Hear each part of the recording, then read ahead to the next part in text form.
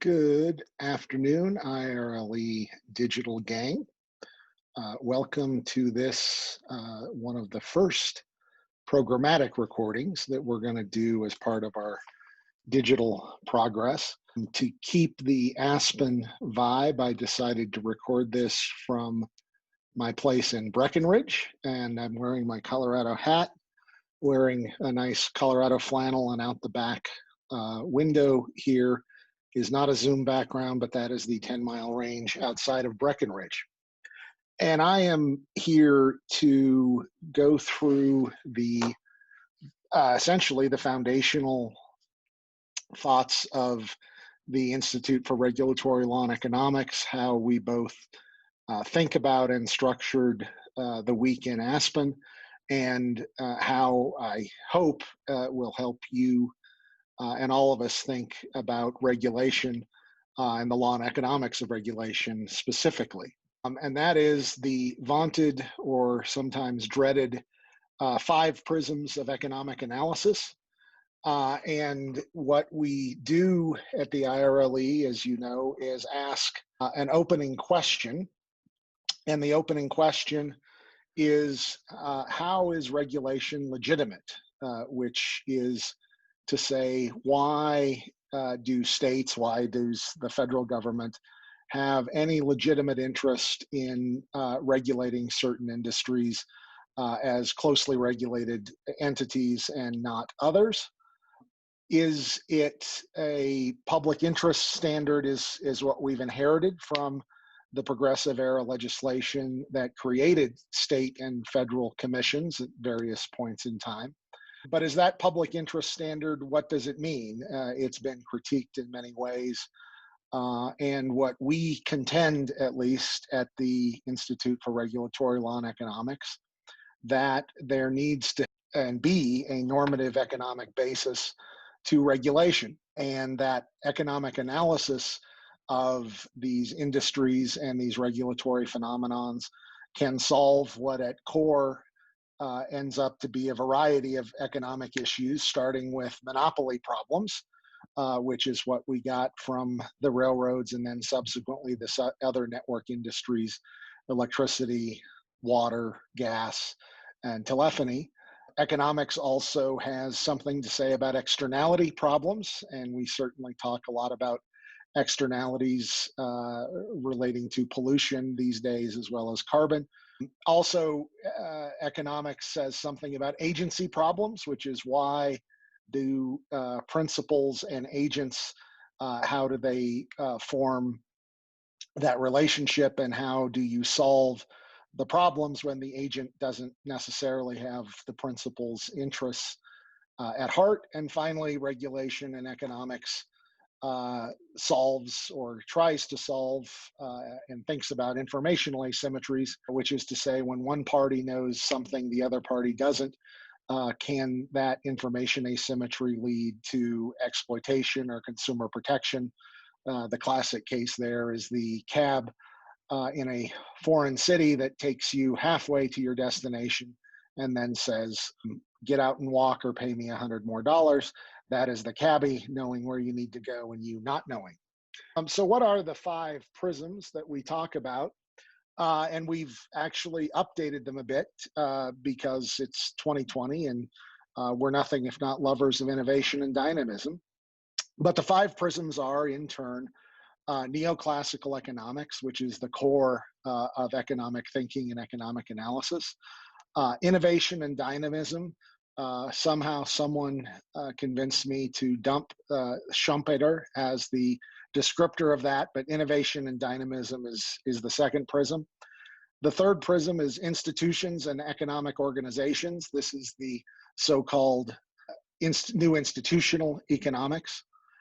Fourth is public choice economics, public choice theory, to which a lot has been ascribed and has critiqued regulation for some time. And finally is the innovator's dilemma, which is how does innovation happen and how does the innovator work in what is a fairly static regulatory arrange.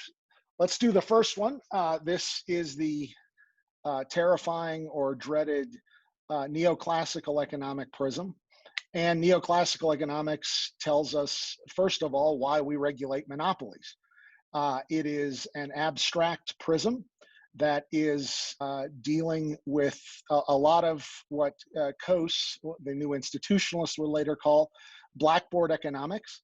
That doesn't mean blackboard economics are useless, but it means blackboard economics start and sometimes end at the blackboard.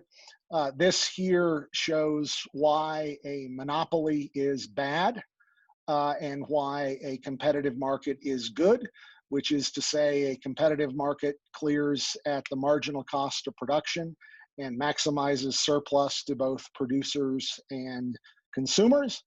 Monopoly will, in the alternative, lower prices and raise lower output and raise prices rather, and that causes deadweight loss that does not benefit anyone. And this here shows in a chart what the monopolist does, which is he lowers output and increases costs to his or her own benefit, but leaves deadweight loss to social detriment. The second prism is innovation and dynamism, and this is what we've historically called Schumpeterian economics. And what the Schumpeterian prism says is that static neoclassical model, which is looking at a snapshot in time, is not really the story of either capitalism or economic dynamism. It's the competition for the market is more important than competition in the market. And capitalism, to Schumpeter and to the innovation and dynamism prism, is a process of creative destruction.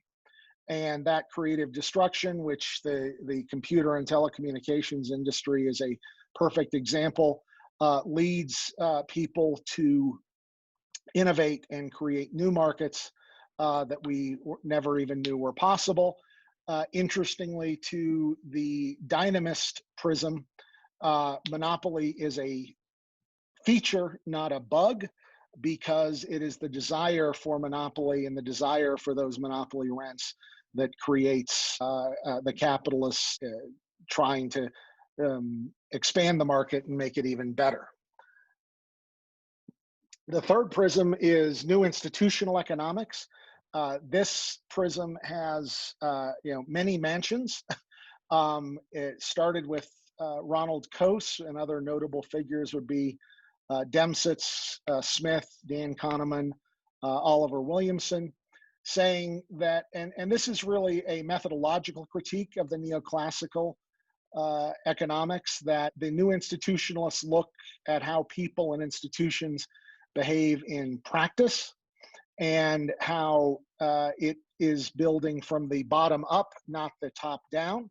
What Coase said in kind of founding this is the famous Coase theorem that when transaction costs are zero, the initial allocation of property rights doesn't matter because parties can bargain to the efficient outcome. What that means is not that transaction costs are ever zero. It means transaction costs matter enormously, and therefore that institutions, transaction costs, externalities, and the definition and enforcement of property rights matters enormously as to what you get out of a given economy or a given regulatory outcome. And the other critique, I guess, that the neoclassic or the new institutionalists would bring is that the neoclassical competition theory doesn't explain the behavior and challenges in high fixed, low marginal cost enterprises, which are almost by definition the enterprises that state and federal regulators are called on to closely regulate it. Finally, they focus on the behavioral realities of how people behave in practice, not that yes, people are rational, but they're boundedly rational within their own experience and sense of interest, and that information asymmetries exist across the economy, and that people will behave opportunistically.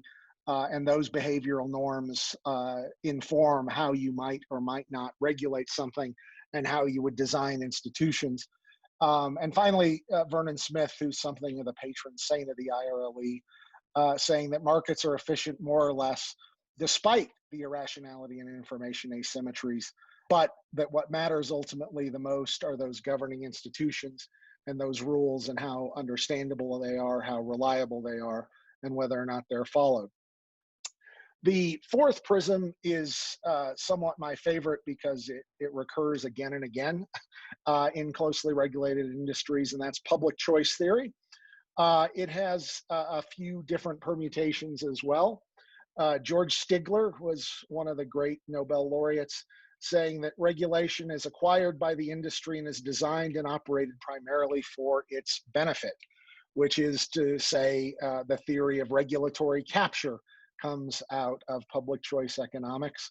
And that regulatory capture simply means that when there is a market for, and it's a terrible word, rents that economists use, where regulators have the power to divide up producer and consumer surplus or the surplus value between producers, parties will rationally engage in rent-seeking behavior, which is to say they will seek to have the regulation advantage themselves and disadvantage their rivals. And finally, another permutation of public choice economics is that regulation is not about monopoly control, but it's a means of taxation by regulation. And that is to say that you can use regulated rates as a means to effectuate subsidies between and among different classes or between and among different parties. Telecom is a perfect example of this historically, where businesses subsidize residential and where urban subsidized rural. Net metering is another fight today, where you have subsidy flows between and among parties who may or may not be favored by a given regulatory outcome. The final prism is the innovator's dilemma. And that is, what do you do when unexpected competition comes from a disruptive innovation? That is to say, when all of a sudden software and digitization just blow through the old circuit switch telephony network, how does regulation handle that? How do the firms in that industry handle it? What do you do when all of a sudden renewables that were really expensive are falling below the price of fossil and certainly nuclear?